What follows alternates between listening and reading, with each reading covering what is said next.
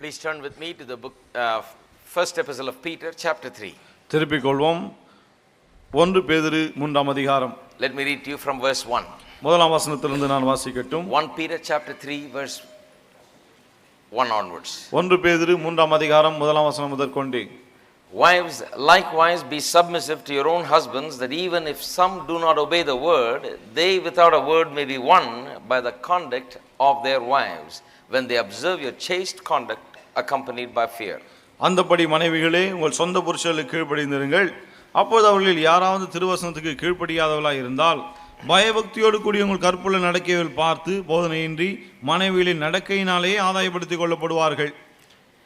Now, I just read to you the first two verses, but we want to cover today several verses here. We want to go verse by verse and bring out the truths here in this passage. முதல் 2 வசனங்கள் தான் இப்போது வாசித்தேன். ஆனா இந்த வசனத்திலே இந்த பகுதியிலே ஒவ்வொரு வசனமே வாசித்து அவை எல்லாவற்றையும் நான் உங்களுக்கு விளக்கி போதிக்க விரும்புகிறேன்.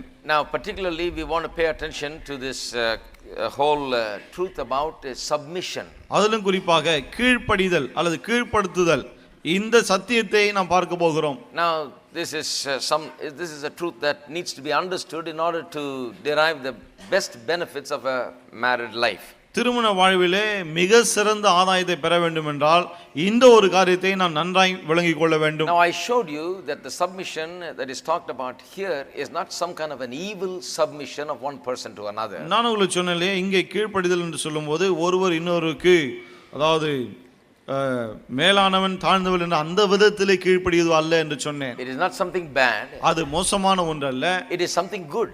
அது நல்ல ஒரு காரியம். In fact, not only in the homes where we see the wives submit to the husbands, is submission supposed to be there. இன்னும் சொல்ல போனால் குடும்பத்திலே மனைவி புருஷனுக்கு கீழ்ப்படுகிறார்களே, அந்த ஒரு விஷயத்துல மட்டும் கீழ்ப்படிதல் இருக்குது என்று கிடையாது. Submission, I showed you, is there and must be there on all levels. நான் உங்களுக்கு காண்பித்தேன் கீழ்ப்படிதல் என்பது எல்லா ரீதியிலும் இருக்க வேண்டும் என்பதை. Chapter 2 talks about submitting to the government and the authorities, the governors and so on. 2ஆம் அதிகாரத்தில் பார்ப்போம் என்று சொன்னால் அதிகாரிகள், அரசாங்கம் போன்ற மற்ற எல்லாருக்கும் கீழ்ப்படிய வேண்டும் என்பதை குறித்து சொல்லுகிறது. When you go and work someplace, you are working as a person under an authority. நீங்கள் போய் ஒரு இடத்துல வேலை செய்யும் போது உங்களுக்கு மேலே உள்ள அதிகாரியின் கீழே நீங்கள் வேலை செய்கிறீர்கள். No matter how high up you are still under authority. நீங்க எவ்வளவுதான் மேலே இருந்தாலும் சரி, நீங்கள் இன்னமும் ஒருவருடைய அதிகாரத்துக்கு கீழ்ப்பட்டு இருக்கிறீர்கள். There is not a person that can say here that I am not under any authority. இங்க யாருமே நான் யாருடைய அதிகாரத்துக்கு கீழ்ப்பட்டவன் அல்லன்னு சொல்லவே முடியாது. Because we are all under authority, we are under government's authority also. ஏன்னா நாம் எல்லாரும் ஒரு அதிகாரத்தின் கீழே இருக்கிறோம், எல்லாரும் அரசாங்கத்தின் அதிகாரத்தின் கீழே இருக்கிறோம். So there is not a person here that is not submitting. ஆகவே தன்னை கீழ்ப்படுத்தாத ஒரு ஆள் கூட இங்கே கிடையாது. And if we fail to submit or if you refuse to submit, then you have disorderliness in the society and you have problems in such a society. கீழ்ப்படிய மறுக்கும்போது, கீழ்ப்படிய தவறும்போது பிறகு அப்படிப்பட்ட ஒரு சமுதாயத்திலே ஒழுங்கின்மை காணப்படுகிறது. Now the same thing is true in the home. இதே காரியம் குடும்பத்திலும் உண்மையா இருக்கிறது. Children must submit to the parents. பிள்ளைகள் பெற்றோருக்கு கீழ்ப்படிய வேண்டும். And wife submits to the husband. மனைவிமார்கள் புருஷருக்கு கீழ்ப்படிய வேண்டும். Husband submits to Christ. புருஷன் கிறிஸ்துவுக்கு கீழ்ப்படிகிறான்.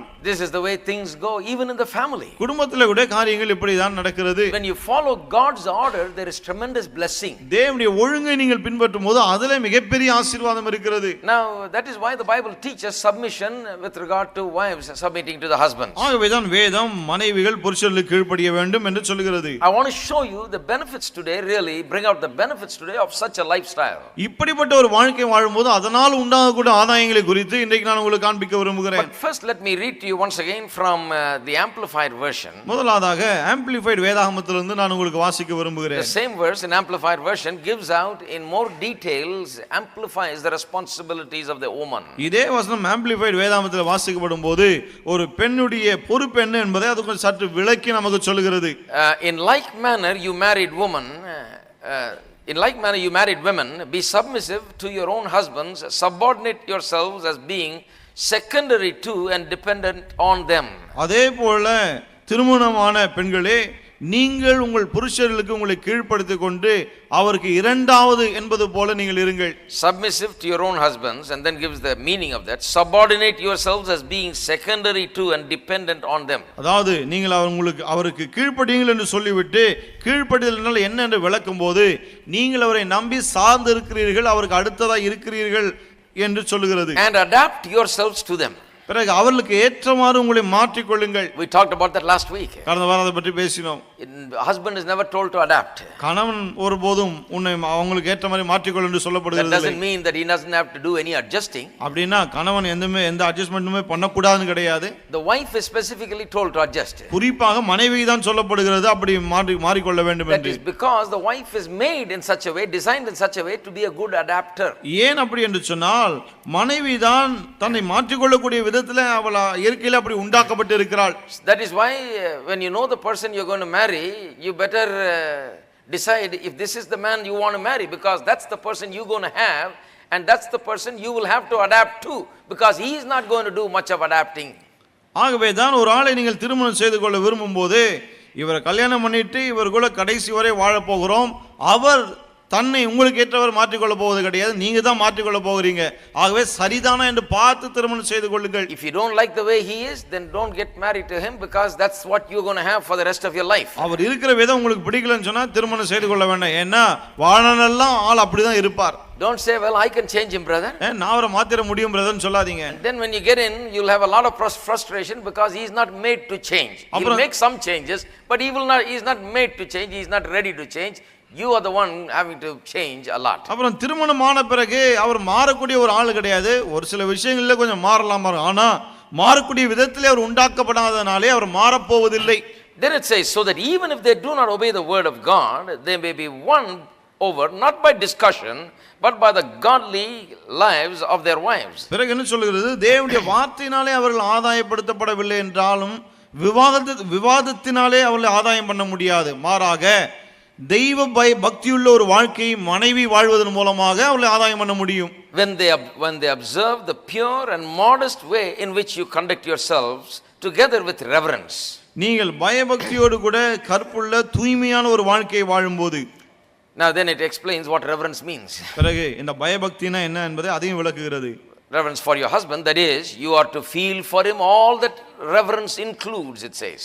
அதாவது பயபக்தியில என்னவெல்லாம் அடங்கி இருக்குதோ அதெல்லாம் உங்களுக்குள்ள இருக்க வேண்டும் என்று சொல்லிட்டு then it expands on that word reverence. பிறகு அந்த பயபக்தி என்றால் என்ன என்பதையும் விளக்குகிறது. It says respect, என்னவா? மரியாதை, defer to, revere, honor, esteem, appreciate, prize.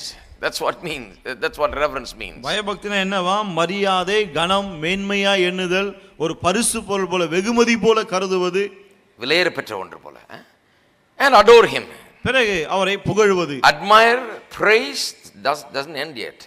Admire, praise, be devoted to, deeply love and enjoy your husband. அவனை பாராட்டுவது, புகழ்வது, மிகவும் ஆழமான விதத்தில் அன்பு கூர்ந்து கணவனை அனுபவிப்பது என்று சொல்லுகிறது. I think you should write it down from the amplified version and put it on your refrigerator or something. நினைக்கிறேன் amplified version வந்து எழுதி அதை ஃப்ரிட்ஜ்ல மாட்டி வச்சிரணும்.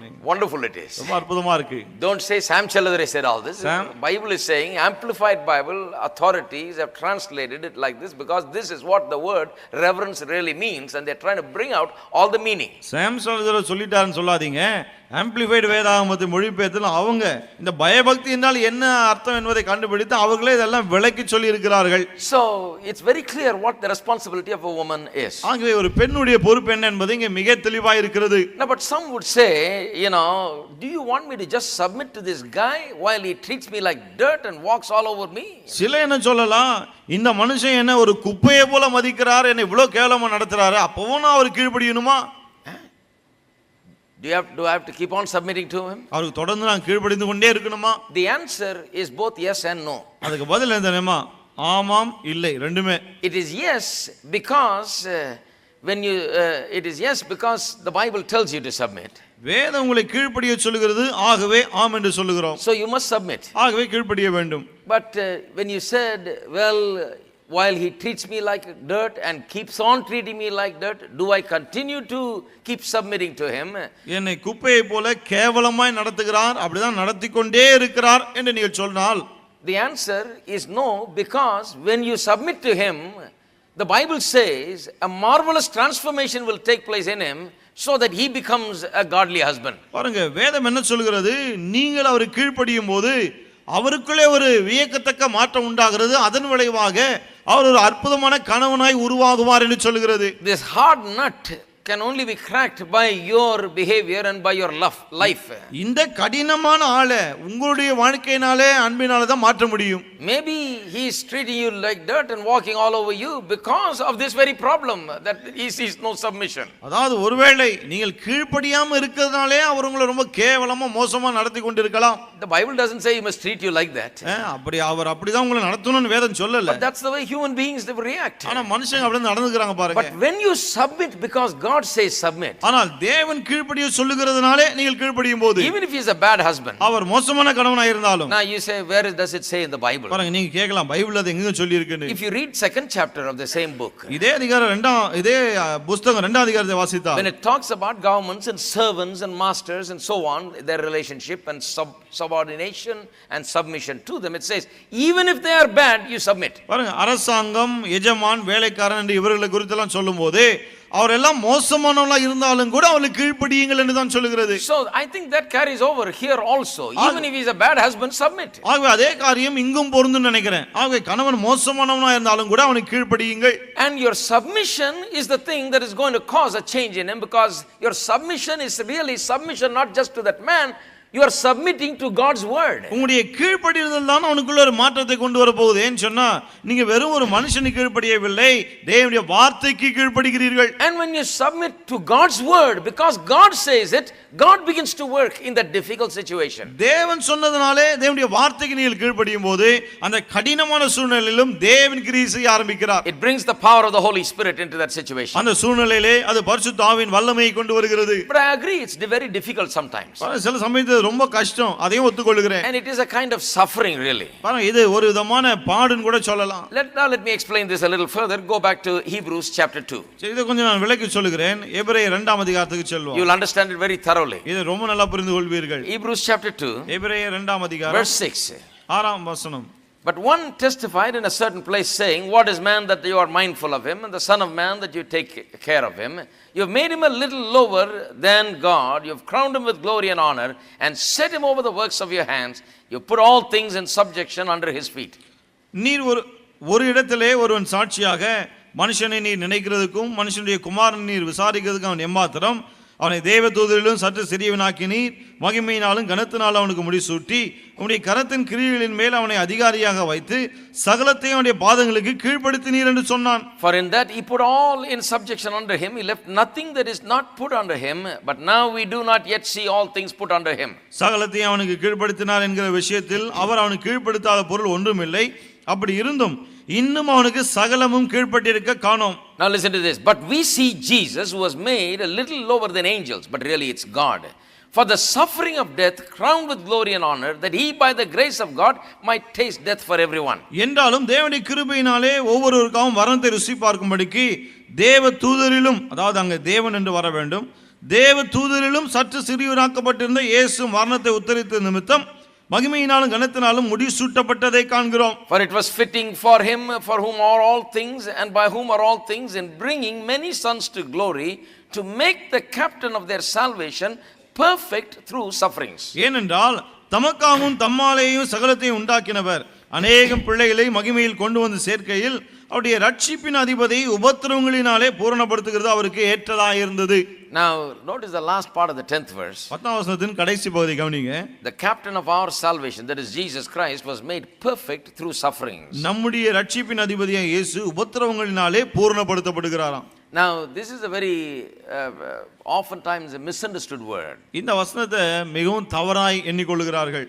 Because it's talking about being made perfect through suffering. ஏனென்றால் உபத்திரவங்களினாலே பூரணப்படுத்தப்படுவதை குறித்து இது பேசுகிறது. Now people take this and talk about how Christians will be made perfect through suffering. மக்கள் இதை எடுத்துட்டு பாருங்க எப்படி கிறிஸ்தவர்கள் உபத்திரவங்களினாலே பூரணப்படுத்தப்படுவார்கள் என்பதை போதிக்கிறார்கள். So they will tell you something like this: if you are suffering in sickness, you will be made perfect through your suffering. ஆகவே என்ன சொல்கிறார்கள் இதை வைத்துக்கொண்டு வியாதினாலே நீங்க கஷ்டப்பட்டா அந்த கஷ்டத்தினாலே பாடுனாலே நீங்கள் பூரணப்படுத்தப்படுவீர்கள். Suffering in poverty and lack and want, you will be made perfect by that. தரித்திரத்தினாலே குறைவினாலே நீங்கள் பாடுபட்டால் அந்த பாடல் மூலமாக பூரணப்படுத்தப்படுவீர்கள். If you are suffering on the hands of the devil, then you will be made perfect through that. பிசாசின் கையிலே பாடுபட்டால் பிறகு அதன் மூலமாய் பூரணப்படுத்தப்படுவீர்கள். But here it's talking about Jesus. ஆனால் இங்கே இயேசுவை குறித்து பேசுகிறது. It says he was made perfect through suffering. என்ன சொல்லுகிறது? அவர் உபத்திரவங்களினாலே பூரணப்படுத்தப்பட்டார். What kind of suffering was it that he underwent, and what is it that made him perfect? அவர் எப்படிப்பட்ட ஒரு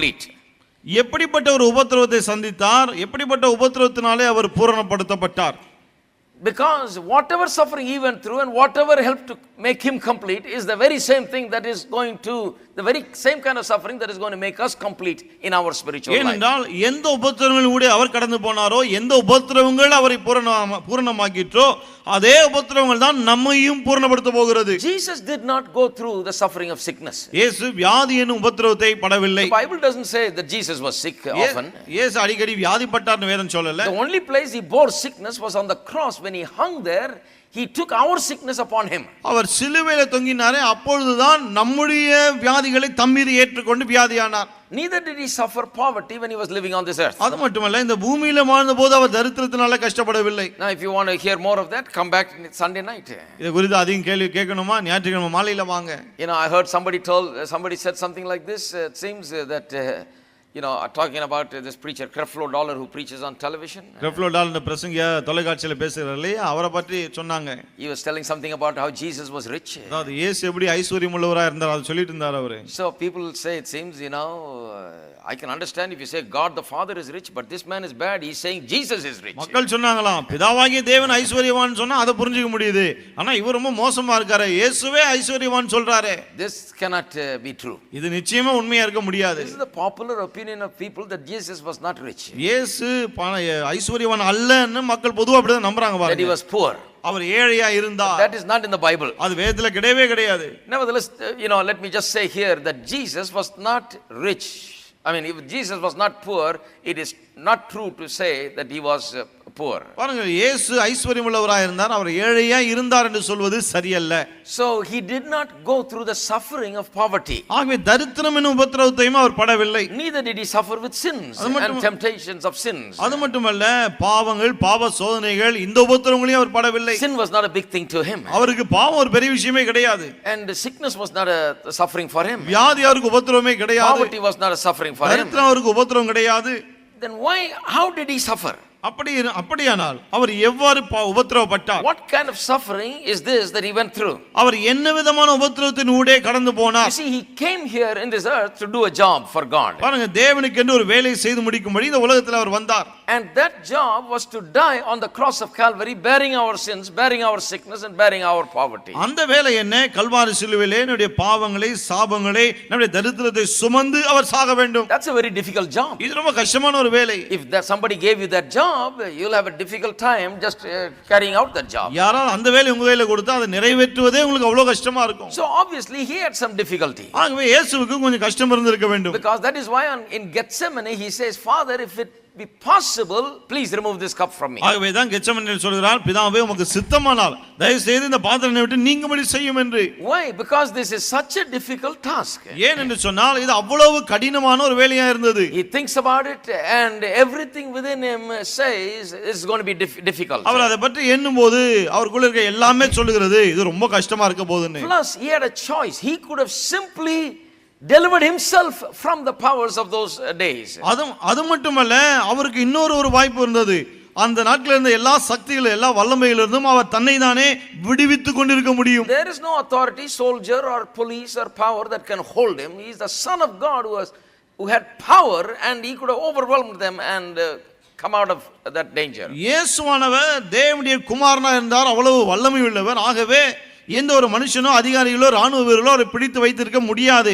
எல்லாவற்றிலிருந்தும் அவர் தம்மை விடுவித்துக் கொண்டிருக்க முடியும். Besides that, he could have called the angels of God and they would have delivered him. அது மட்டுமல்ல, தேவதூதரை அழைத்திருந்தால் அவர்கள் வந்து அவரை விடுவித்து இருப்பார்கள். He had the choice whether to go through this or not. இதனூடே கடந்து போவதா இல்லையா அதை தெரிந்து கொள்ளக்கூடிய ஒரு வாய்ப்பு அவருக்கு இருந்தது. He had a personal choice. He had to make a decision, make the choice. He can choose to opt out of it. தனிப்பட்ட முறையிலே அவர் அதை தெரிந்து கொள்ளக்கூடிய ஒரு வாய்ப்பு இருந்தது. வேண்டுமென்றால் அதை வேண்டாம் என்று அவர் சொல்லி இருக்கலாம். The choice was between his will and the Father's will. அங்க என்ன தெரிந்து கொள்ள வேண்டும்? அவருடைய சித்தமா அல்லது அவருடைய பிதாவினுடைய சித்தமா? Whether what he wanted to do or what the Father had sent him to do. இயேசு அவர் விரும்பினதை செய்ய போகிறார் அல்லது பிதா என்ன செய்யும்படி அனுப்பினாரோ அதை செய்ய போகிறார். There was a choice. அங்கே தெரிந்து கொள்ளுதல் இருந்தது. He must make a decision. அவர் ஒரு தீர்மானத்தை எடுக்க வேண்டியது இருந்தது. This is the suffering that it's talking about. இந்த உபத்திரவத்தை குறித்து தான் அது பேசுகிறது. Because it says the captain of our salvation was made perfect through sufferings. ஏனென்றால் நம்முடைய ரட்சிப்பின் அதிபதி உபத்திரவங்களினாலே பூரணப்படுத்தப்பட்டார் என்று சொல்கிறது. The suffering was not suffering on the cross really. இந்த உபத்திரவம் என்பது சிலுவையிலே அவர் பட்ட அந்த உபத்திரவம் அல்ல. Because suffering on the cross was in our place. He suffered as substitute as our substitute. ஏனென்றால் சிலுவையிலே அவர் பட்ட உபத்திரவம் நம்முடைய ஸ்தானத்திலே நம்முடைய பதிலாளாக அவர் பட்ட பாடுகள். If that is what makes a person perfect, then we'll all have to be crucified. அதுதான் ஒரு ஆளை பூரணப்படுத்துறதுன்னு சொன்னா பிறகு நம்ம எல்லாரையும் சிலுவையில் அறைய வேண்டும். We can't be crucified. நம்ம அறைய முடியாது. We won't stand it. நம்மால தாங்க முடியாது. If that is the way to perfection, then we are doomed. அப்படிதான் பூரணப்படுத்தப்பட முடியும்னு சொன்னா பிறகு நம்ம எல்லாரும் அழிந்து போவோம். So the point there is not the cross and the death on the cross. The point is the suffering he went through choosing to do the will of God against his own will. ஆகவே இங்க இருக்கிற உபத்திரம் பாடு என்பது சிலுவையும் சிலுவை மரணமும் அல்ல, மாறாக தேவனுடைய சித்தத்தை செய்யும்படி அவர் தீர்மானித்தாரே அந்த காரியம் தான் இங்கே உபத்திரம் என்று அழைக்கப்படுகிறது. That's the suffering. அதுதான் உபத்திரவம். Because the author of the book of Hebrews is writing it here not to tell us that he suffered and he was made perfect, but he's writing it to tell us here that we must suffer just like him and then we will be made perfect. இங்கே எபிரேய ஆசிரியர் இதை ஏன் எழுதுகிறார்? ஏதோ இயேசு உபத்திரவப்பட்டார் பூரணப்படுத்தப்பட்டார் என்று சொல்வதற்காக அல்ல, நாமும் இப்படிப்பட்ட உபத்திரவங்களை பற்றி நாமும் பூரணப்படுத்தப்பட வேண்டும் என்று சொல்வதற்காக தான் எழுதுகிறார். So this is a suffering that we must undergo. ஆகவே இப்படிப்பட்ட இந்த உபத்திரவத்தை நாமும் கடந்து செல்ல வேண்டும். What is that suffering? என்ன பாடு அது? Very similar.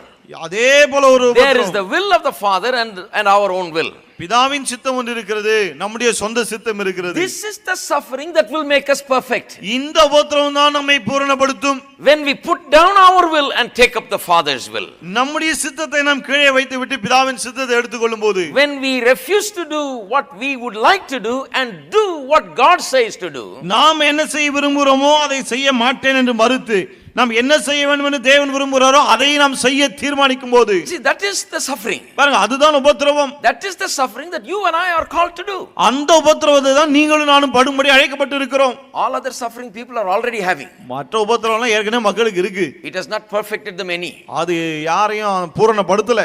lot of people are suffering sickness. நிறைய பேர் வியாதியில உபத்திரவப்படுறாங்க. It has not made them great spiritual people. இதனால அவங்க பெரிய ஆவிக்குரிய மக்களா இருந்தது இல்ல. lot of people have been poor. நிறைய பேர் ஏழைகளா இருக்காங்க. Suffered without money. கையில காசு இல்லாம கஷ்டப்படுறாங்க. It has not made them holy. இதெல்லாம் அவங்களை பெரிய பரிசுத்தவான்களாக ஆக்கி விடவில்லை. All that suffering does not make one holy. இந்த உபத்திரவங்கள் எல்லாம் ஒரு ஆளை பரிசுத்தவான் ஆக்காது. If poverty will make one holy, தரித்திரம் ஒரு ஆளை பரிசுத்தமாக்கும் என்றால், then India will have a majority of holy people. பிறகு இந்தியாவில தான் பெரும்பான்மையான பரிசுத்தவான்கள் இருப்பார்கள். Because we have more poor people here than any other place in the world. ஏன்னா உலகத்துல எந்த இடத்தை விட இங்க தான் ஏழைகள் அதிகமா இருக்காங்க. We have 600 million poor people. 600 million ஏழைகள் இங்க இருக்காங்க. They'll all be wonderfully pleasing God by their poverty. எல்லாரும் தங்கள் தரித்திரத்தினாலே தேவனை பிரியப்படுத்திக் கொண்டிருப்பார்கள். They'll be made perfect by poverty. ஏனென்றால் தரித்திரத்தினாலே அவர்கள் பூரணப்படுத்தப்படுவார்கள். Obviously not. It's not happening. பாருங்க, இது இல்ல. ஆகவே தான் அப்படி நடக்கல. If sickness can make one perfect, வியாதி ஒரு ஆளை பூரணப்படுத்தும்னா, then of course India will have a very large number. பிறகு இந்தியால நிறைய பேர் அப்படி இருப்பாங்க. You know, even AIDS is spreading very rampantly here, they say. இப்ப இந்தியால எய்ட்ஸ் ரொம்ப வேகமா பரவுதுன்றாங்க. So very good chance of becoming more perfect also. இன்னும் பூரணமாகுது. ரொம்ப நல்ல ஒரு வாய்ப்பு இது. The more disease, the more perfection. எவ்வளவு அதிக வியாதி வருதோ அந்த அளவுக்கு அதிக பூரணம். You see, that's nonsense. பாருங்க, இதெல்லாம் முட்டாள்தனம். Sickness cannot perfect us. வியாதி நம்மை பூரணப்படுத்த முடியாது. Poverty cannot perfect us. தரித்திரம் பூரணப்படுத்த முடியாது. What perfects us, what makes us complete is when we consciously make a choice to do the will of God against our own will. எது நம்மை பூரணப்படுத்துகிறது? நம்முடைய சுய சித்தத்தை வேண்டாம் என்று தள்ளிவிட்டு தேவ சித்தத்தை நாம் விரும்பி அதை செய்கிறோமே, அதுதான் பூரணப்படுத்துகிறது. In another place Jesus says, take up your cross and follow me. இன்னொரு இடத்துல சொல்றார், சிலுவை எடுத்துக்கொண்டு என்னை பின்பற்றி வான்னு. Some people are ready to take the literal cross and follow him. சில எழுத்தின்படி அந்த சிலுவையை தூக்கிட்டு போக ரெடியா இருக்காங்க. But that's not what Jesus meant. ஆனா இயேசு அதை சொல்லல. Jesus did not even say you die on the cross just like I died. இயேசு நான் சிலுவையில மரித்தது போலவே நீயும் மரிக்க வேணும்னு சொல்லல. Take up the cross means put down your will and take my will. சிலுவையை சுமந்து செல்லுன்னா உன்னுடைய சித்தத்தை கீழே இறக்கி வைத்துவிட்டு என் சித்தத்தை எடுத்துக்கொள்ளுன்னு அர்த்தம். That is the suffering that every Christian is called to undergo.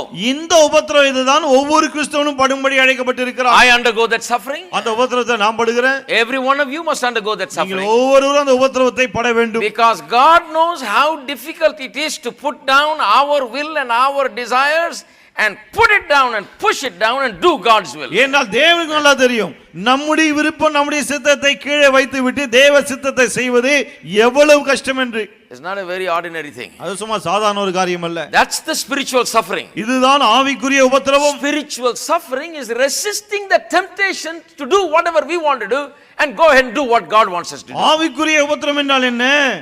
நாம் என்ன செய்ய வேண்டும் என்று விரும்புகிறோமோ அதையெல்லாம் வேண்டாம் என்று நிராகரித்து விட்டு நாம் என்ன செய்ய வேண்டும் என்று தேவன் விரும்புகிறாரோ அதை செய்ய தீர்மானிப்பது. And what a temptation it is every day for wives to get out of submission. ஒவ்வொரு நாளும் மனைவிமார்களுக்கு எவ்வளவு பெரிய சோதனை பாருங்க இது. புருஷனுக்கு கீழ்ப்படியாம இருக்கக்கூடிய ஒரு God's word says, wives, submit yourselves to your own husbands. தேவனுடைய வார்த்தை என்ன சொல்கிறது? மனைவிகளே உங்கள் சொந்த புருஷர்களுக்கு கீழ்ப்படியுங்கள். This is when a home will be a happy home. அப்பொழுதுதான் ஒரு குடும்பம் சந்தோஷமான குடும்பமா இருக்கும். This is God's verdict. இதுதான் தேவனுடைய தீர்ப்பு. God says it. தேவன் அதை சொல்கிறார். Wives, submit yourselves to your own husbands. மனைவிகளே உங்கள் சொந்த புருஷர்களுக்கு கீழ்ப்படியுங்கள். But all over the world, all flesh rises up against God and says, why should I submit? ஆனா உலகம் எங்கும் பாருங்கள் எல்லாம் மாம்சமும் எழும்புகிறது, ஏன் நான் கீழ்ப்படிய வேண்டும் என்று. People even object to the vows that we give in the wedding. Say, drop that word obey. பாருங்க வாக்குறுதி திருமண வாக்குறுதியில கீழ்ப்படிவேன் மனைவி புருஷன் சொல்றா இல்லையா, அந்த வார்த்தையே பயன்படுத்த கூடாதுன்றாங்க. One woman asked me, you don't tell the man to obey, why do you tell me to obey? ஒருத்தர் கேட்டாங்க, அவன் ஆம்பளைய பார்த்து சொல்லுது இல்லையா கீழ்ப்படின்னு சொல்லிட்டு, பிறகு என்ன மட்டும் பார்த்து சொல்றீங்க? I said, first of all, I didn't say it. நான் சொன்னேன், முதலாவது இந்த வாக்குறுதி நான் சொல்றது அல்ல, நான் எழுதுனது அல்ல. It is based on God's word. தேவனுடைய வார்த்தையின் அடிப்படையில் அது இருக்கிறது. If that is my requirement, I'll easily drop it. பாருங்க அது நான் எழுதுனதா இருந்தா நான் வேண்டாம்னு விட்டுடுவேன். Sorry, I can't drop it. ஆனா என்னால முடியாது, மன்னிச்சிடுங்க. Because the Bible never tells the husband to obey the wife. ஏனா கணவன் மனைவி கீழ்ப்படியன்னு வேதம் ஒருபோதும் சொல்லல. The Bible says wives obey the husband or submit to the husband. வேதம் சொல்லுது மனைவிகளே நீங்க தான் உங்கள் புருஷர்களுக்கு கீழ்ப்படியுங்க. But flesh always rises up against it. ஆனா மாம்சம் எப்போதும் இதுக்கு எதிராக எழும்புது பாருங்க. This is the suffering.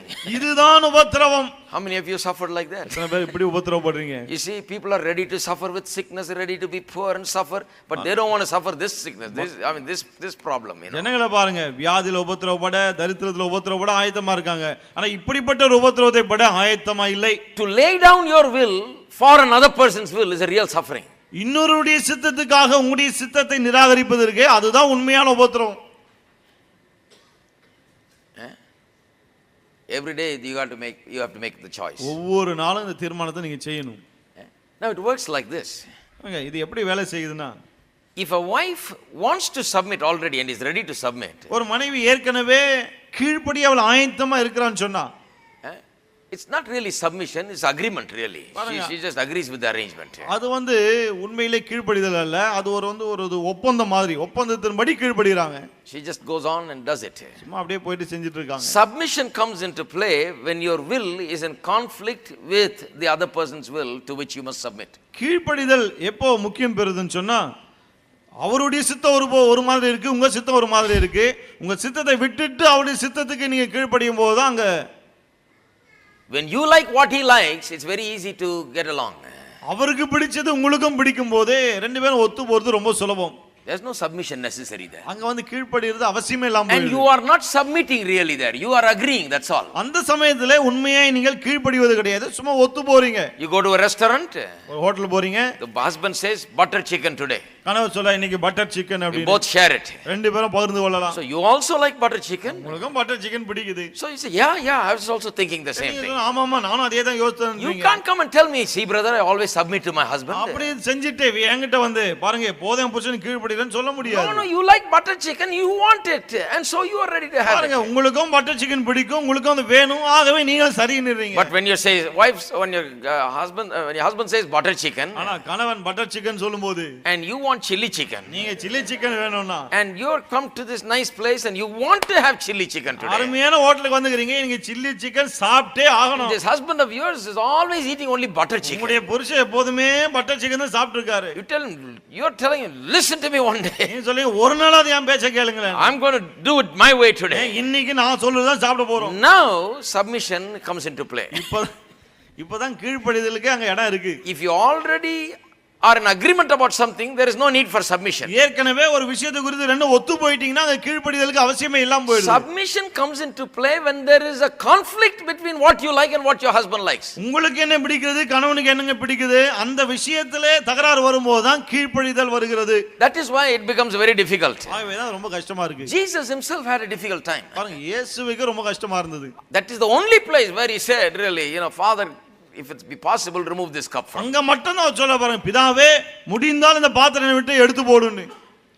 Then in a moment he balanced himself and he said, nevertheless it is not my will but thy will be done. ஒரு வினாடி தான் அப்புறம் சுதாரிச்சிட்டு என்ன சொல்றார், ஆயினும் என் சித்தம் அல்ல உம்முடைய சித்தத்தின்படி ஆகட்டும். That is submission. அதுதான் கீழ்ப்படிதல். He made the choice quickly. அவர் உடனடியாக தெரிந்து கொண்டார். He knew that he is here to do the Father's will. பிதாவின் சித்தத்தை செய்யவே நான் இங்க இருக்கிறேன் என்று அவருக்கு தெரியும். When he made that choice, அவர் தீர்மானத்தை அவர் செய்தபோது and submitted himself, even like Philippians 2:8 says, being obedient even to death, to the point of death, he was made complete.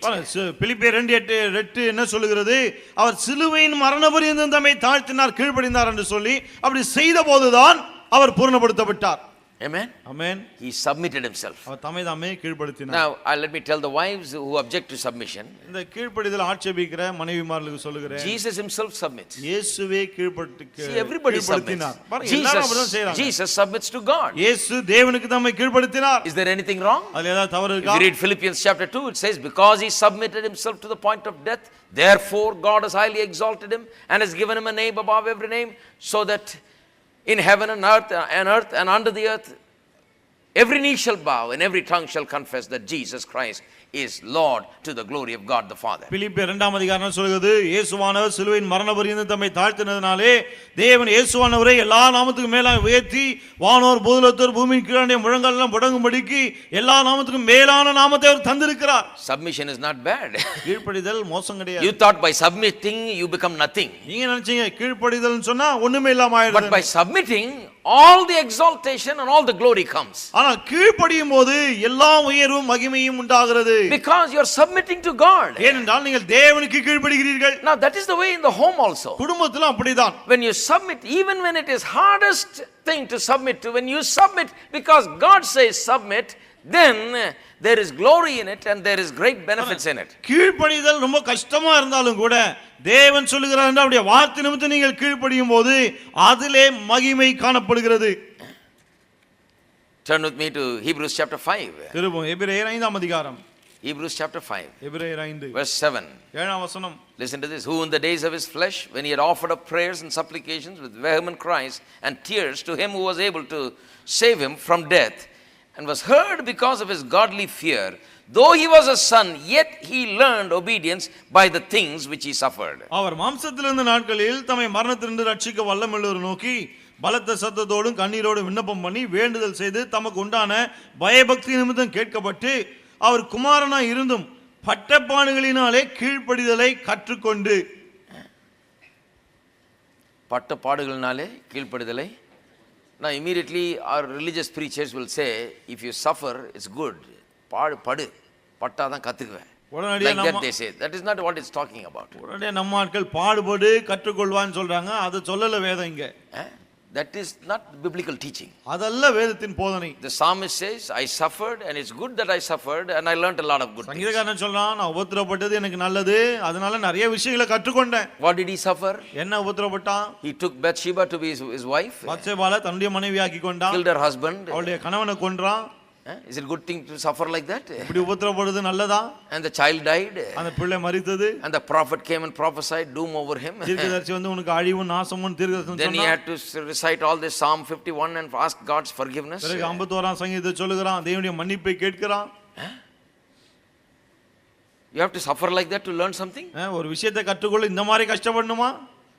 If you want to, then I can't stop you. அப்படிதான் கஷ்டப்படுவேன்னா பிறகு நான் தடுக்க முடியாது. I have chosen never to suffer like that. அதுபோல நான் உபத்திரப்படக்கூடாது நான் தீர்மானம் பண்ணிட்டேன். Now some people even teach that God teaches by sufferings. பாருங்க, சிலர் என்ன போதிக்கிறாங்கன்னா பாடுகளின் மூலமாக உபத்திரவங்களினாலே தேவன் கற்றுக் கொடுக்கிறாருன்றாங்க. Now we are, in India in the old days they used to beat us in the school. இந்தியாவுல பாருங்க அந்த நாட்கள்ல பள்ளிக்கூடத்துல அடிப்பாங்க. Long canes from the Moor market. Moore மார்க்கெட்ல பெரிய பெரம்பு வாங்கிட்டு வருவாங்க. Hang it on the wall. சோத்து தொங்க வச்சிருப்பாங்க. In my school the headmaster's room was lined up with canes. எங்க ஸ்கூல்ல ஹெட்மாஸ்டர் ரூம்ல நிறைய பெரம்புங்க இருக்கும். And you better be ready to take it on both hands and all over the body sometimes. ரெண்டு கையில சில சமயத்துல உடம்பெல்லாம் அடிப்பாங்க, ரெடியா இருக்கணும். So we are used to learning by suffering. உபத்திரவனால கற்றுக்கொள்வது நமக்கு ரொம்ப பழக்கமாயிடுச்சு. Learning obedience by suffering. உபத்திரவனால கீழ்ப்படிதல கற்றுக்கொள்வது. The teacher comes into the classroom, he must come with a cane, then only there will be respect. Teacher கிளாஸ்க்குள்ள வரும்போதே பெரம்போடு வந்தாதான் உங்களுக்கு மரியாதை. But that's not the way to learn. ஆனா கற்றுக்கொள்ளும் வழி அதல்ல. Nowadays they've learned better and they don't use the canes. இப்போ இன்னும் அவங்க நல்லா கற்றுக்கொண்டதனால பெரம்பெல்லாம் பயன்படுத்துறது இல்ல. You have to be a good teacher and teach good for the teachers to learn. I mean for the children to learn. பிள்ளைகள் கற்றுக்கொள்ளணும்னா முதலாவது நீங்க நல்ல டீச்சரா இருந்து நீங்க நல்லா கற்றுக்கொண்டு இருக்கணும். Children learn by teaching, not suffering. பிள்ளைகள் பாடுகளினால கற்றுக்கொள்ள கூடாது, போதனையினால கற்றுக்கொள்ள வேண்டும். Those days they made us stand on the bench, stand outside, stand on our knees, stand on our head and everything. அந்த நாட்கள பாருங்க, வெளிய நில்லு, பெஞ்ச் மேல நில்லு, இங்க போய் முட்டி போட்டு நில்லு, இதெல்லாம் சொல்லுவாங்க. I did all that, didn't learn anything. இதெல்லாம் நானும் செஞ்சிருக்கேன், ஆனா ஒண்ணும் கற்றுக்கொள்ளல. You see, but whenever a teacher taught well, I listened. ஆனா எப்போதெல்லாம் ஒரு ஆசிரியர் நன்றாய் கற்றுக் கொடுத்தாரோ நான் கேட்டிருக்கேன். And I tell you, Jesus is the greatest teacher. நான் சொல்லுவேன், இயேசு தான் மிகப்பெரிய ஒரு ஆசிரியர். God's word teaches us so beautifully. தேவனுடைய வார்த்தை ரொம்ப அற்புதமா நமக்கு போதிக்கிறது. So God does not need these cheap tricks of suffering to teach you. உபத்திரவம் இந்த மாதிரி ரொம்ப கேவலமான வழியெல்லாம் இருக்கே, இதெல்லாம் ஆண்டவருக்கு தேவையில்லை. He teaches you by his word. அவர் தம்முடைய வார்த்தையினாலே உங்களுக்கு கற்றுக் கொடுக்கிறார். When you don't learn by the word, then you go to the school of hard knocks and then learn. வார்த்தையினாலே கற்றுக்கொள்ள தவறும் போதுதான் அடிவத வாங்கி கற்றுக்கொள்ள வேண்டியதா இருக்கு. Now if I tell you there is a pit there, when you go home, watch out, you may fall into it. நான் உங்களை பார்த்து சொல்றேன், போற வழியில ஒரு குழி இருக்கு, பார்த்து போங்க, இல்லாட்டி உள்ள விழுந்துருவீங்கன்னு. You say thank you pastor and you go around. நன்றி பாஸ்டர்னு சொல்லிட்டு அதை சுத்திட்டு அப்படி போறீங்க. But some people never listen, they go fall into it and then I didn't know there was a pit. ஆனா சில இதெல்லாம் கேக்குறதே கிடையாது, நேரா போய் அதுல விழுந்துட்டு குழி இருக்குது தெரியாதே அப்படினு. That's why we make the announcement. இதுதான் அறிவிப்புகளை செய்றோம். Please listen. தயவுசெய்து கவனிங்க. So the Bible is meant to teach us. ஆகவே வேதம் நமக்கு கற்றுக் கொடுப்பதற்காகவே இருக்கிறது. So suffering is not God's method of teaching. ஆகவே தேவன் உபத்திரவங்களினாலே கற்றுக் கொடுப்பது கிடையாது. God teaches by his word. தேவன் தம்முடைய வார்த்தையினாலே கற்றுக் கொடுக்கிறார். But it is true that we sometimes learn only through suffering because we are such hard knocks. ஆனா உண்மை என்னன்னா நமக்கு ஒண்ணும் ஏறாதனால கஷ்டப்பட்டாதான் நமக்கு புரியுது கற்றுக்கொள்றோம். We think we believe in suffering. நாம உபத்திரவங்களை விசுவாசிக்கிறோம், நம்புறோம். Those days parents used to drop the children in school and say நல்லா அடிச்சு கத்து கொடுங்கன்னு சொல்லிட்டு போவாங்க. They'll tell the teacher, let's give him good. டீச்சர்ட்ட சொல்லிட்டே போவாங்க. Because they thought that's the way to learn. ஏனா கற்றுக்கொள்ளணும் அப்படிதான் அவங்க நினைச்சாங்க. And in our mind we have learned it that if we suffered a lot in our life we will learn. நம்முடைய மனசுல பதிஞ்சிருச்சு, வாழ்க்கையில கஷ்டப்பட்டா தான் கற்றுக்கொள்ள முடியும். But if you listen to the Bible, my friend, you will suffer very little and learn too much. ஆனா வேதத்தை கவனித்தால் கஷ்டம் கொஞ்சமா இருக்கும், கற்றுக்கொள்வதோ நிறைய இருக்கும். Because the Bible warns you ahead of time. என்றால் வரும் முன்னரே வேதம் உங்களை எச்சரிக்கிறது. God teaches so beautifully. தேவன் ரொம்ப அற்புதமாய் கற்றுக் கொடுக்கிறார். So Jesus learned suffering. He learned obedience by suffering. He said. இயேசு உபத்திரவங்களினாலே கீழ்ப்படிதலை கற்றுக்கொண்டார்னு சொல்றார். And having been perfected, he became the author of eternal salvation. தாம் பூரணரான பின்பு தம் கீழ்ப்படிகிற யாருக்கும் நித்திய ரட்சிப்பு அடைவதற்கு காரணமாகி. So Jesus was obedient. ஆகவே இயேசு கீழ்ப்படிந்தார். And he learned that obedience by suffering. அவர் பட்ட பாடுகளினாலே கீழ்ப்படிதலை கற்றுக்கொண்டார். What does that mean? அதோட அர்த்தம் என்ன? He suffered as he made the decision to give up his desire and take up God's will and obeyed, and there he learned obedience by suffering. என்னுடைய விருப்பம் வேண்டாம், தேவனுடைய சித்தம் தான் வேண்டும் என்று அதை எடுத்துக்கொண்டாரே, அப்பொழுதுதான் அவர் உபத்திரவத்துக்கு உள்ளானார். அதன் மூலமாய் தான் கீழ்ப்படிதலை கற்றுக்கொண்டார். அந்த உபத்திரவத்தினால தான் கீழ்ப்படிதலை கற்றுக்கொண்டார். He suffered in that way and obeyed. அந்த விதத்திலே தான் உபத்திரவப்பட்டு கீழ்ப்படிதலை The கற்றுக்கொண்டார். whole reference here is to the Garden of Gethsemane and what happened. இங்க சொல்லப்படுகிற எல்லாமே கெத்செமனே தோட்டத்தில் என்ன நடந்ததோ அதை பற்றி தான். How that Jesus submitted himself to God in the matter of dying on the cross and giving his life on the cross. இயேசுவானவர் சிலுவையிலே மரிக்கிற விஷயத்திலே, அங்கே தன்னுடைய உயிரை விடுகிற விஷயத்திலே தேவனுக்கு கீழ்ப்படிந்தார் என்று சொல்லுகிறது. If Jesus himself submitted, இயேசுவே கீழ்ப்படுத்தினார் என்றால் then we need to. பிறகு நாம அப்படி செய்யணும். If it's difficult for Jesus, sometimes it's difficult for us. இயேசுவே அது கஷ்டமா இருந்தா சில சமயத்துல நமக்கும் அது கஷ்டமா இருக்கிறது. It's very difficult for wives when they are better people sometimes than the husband. மனைவிமார்கள் கணவனை விட ரொம்ப நல்லவங்களா இருக்கும்போது ரொம்ப கஷ்டமா இருக்கு. And when the husband is a bad man and the wife is a good woman, it's very difficult to submit. அதுவும் கணவன் மோசமானவன், மனைவி ரொம்ப நல்லவங்கன்னா கீழ்ப்படிவது ரொம்ப கஷ்டம். And when the wife is more educated, it's very difficult to submit. மனைவி ரொம்ப படிச்சவங்களா இருந்தா பிறகு ரொம்ப கஷ்டம் கீழ்ப்படியிறது. And when they make more money, it becomes very difficult. பிறகு அதிக பணம் சம்பாதிச்சாங்கன்னா பிறகு ரொம்ப கஷ்டமாயிடுது அது. Because Amma holds the strings now. இப்ப அம்மா கையில தான் எல்லாம் இருக்கு. Because she earns more money. ஏன்னா இவங்க அதிக சம்பாதிக்கிறாங்க. It's not easy to do it. அதை செய்வது அவ்வளவு சுலபம் அல்ல. And it becomes harder for such people. அப்படிப்பட்ட ஆட்களுக்கு தான் அது கஷ்டமாகிறது. Because they can give you a good reason. This man is no good. Why should I submit? ஏன்னா கேட்ட என்ன சொல்லுவாங்க, இந்த ஆள் சரியே கிடையாது, இவனுக்கு ஏன் நான் கீழ்ப்படியணும்? I am better. இவனை விட நான் எவ்வளவு I make more money. இவனை விட அதிகமா I சம்பாதிக்கிறேன். spend for the family. இவரை விட குடும்பத்துக்கு I take செலவழிக்கிறேன். care of everything. நான் தான் எல்லாத்தையும் Why பார்த்துக்கொள்கிறேன். should I submit to this பிறகு guy? நான் ஏன் இவருக்கு கீழ்ப்படியணும்? It becomes harder and harder. The suffering becomes greater and greater in that case. பாருங்க, இப்படி இன்னும் கஷ்டமாகி கொண்டே போக அந்த விஷயத்துல பாடுகளும் அதிகமாகி கொண்டே It போகிறது. is easy not to submit. ஆகவே கீழ்ப்படியாமல் போவதோ ரொம்ப ஈஸியா இருக்கு. It is hard for all flesh to bring its desires to submission. மாம்சம் எல்லாம் தன்னுடைய ஆசைகளை கீழ்ப்படுத்துவது என்பது ரொம்ப கஷ்டம். Even when it comes to sinning and all that, it's like that. பாவம் செய்கிற விஷயத்துல கூட எல்லாம் இப்படிதான். Flesh wants to sin. மாம்சம் பாவம் செய்ய விரும்புகிறது. But your spirit wants to be with God. ஆனா ஆவி தேவனோடு இருக்க விரும்புகிறது. You put down the flesh and you live by the spirit. மாம்சத்தை கீழே தள்ளி விட்டு ஆவியின்படி வாழ. All the time you have to make the decision. எப்போதும் அந்த தீர்மானத்தை எடுக்க வேண்டியதா இருக்கு. You know, sometimes the temptation is great.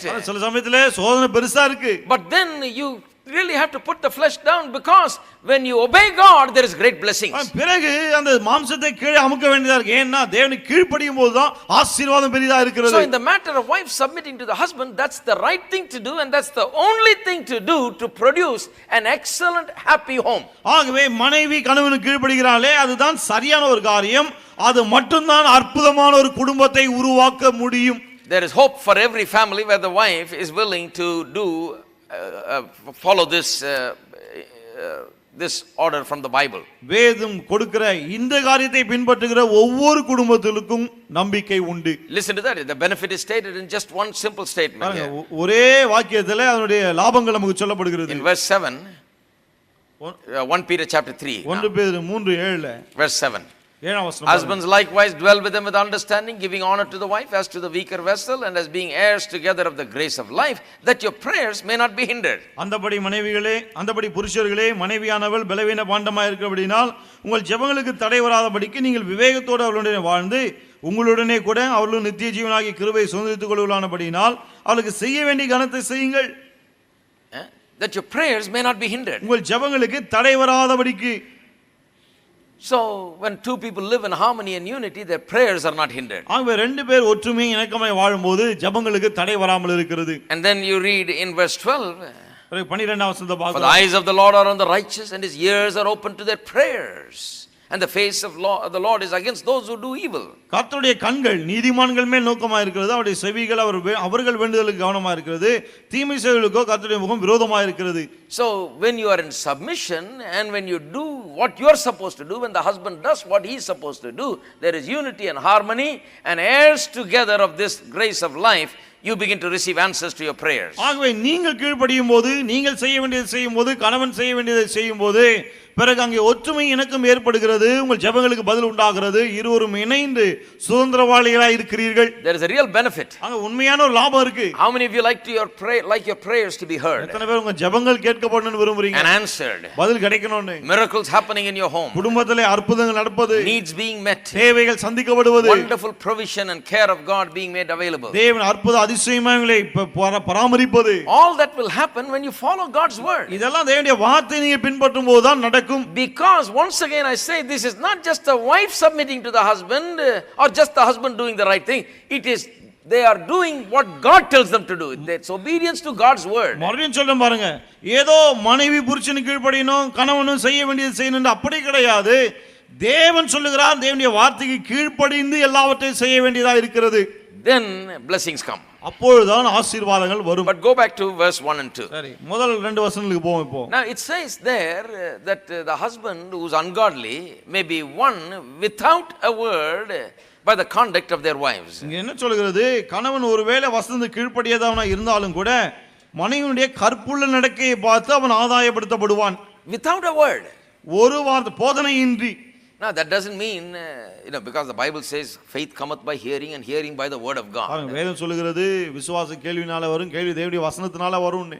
So here it says no, you don't have to give any kind of word to him. இங்க என்ன சொல்லுது, அவங்கட்ட ஒரு வார்த்தை பேச வேண்டாம்னு. So we need to understand that a little bit. இத கொஞ்சம் புரிஞ்சுக்கணும். How can he be saved if he doesn't hear the gospel? அவன் வசனத்தை கேட்கலனா எப்படி ரட்சிக்கப்பட முடியும்? How can he be saved without faith coming for salvation? ரட்சிப்புக்கான விசுவாசம் அவனுக்குள்ள வரலனா எப்படி ரட்சிக்கப்பட முடியும்? So this verse is not really saying that the word of God is not necessary. A gospel message or a gospel good news to be told is not necessary. ஆகவே புருஷனுக்கு தேவனுடைய வார்த்தை சொல்ல தேவையில்லை, சுவிசேஷம் அறிவிக்கப்பட தேவையில்லை அப்படி ஒண்ணும் சொல்லப்படலைங்க. No, a wife can really tell the gospel to the husband. கணவனுக்கு மனைவி சுவிசேஷத்தை சொல்லலாம். But amplified version uses another word for this and it clears the confusion. Amplified வேதாகமம் அதுக்கு இன்னொரு வார்த்தையை பயன்படுத்தி அந்த குழப்பத்தை நீக்குகிறது. Instead of the word it says discussion.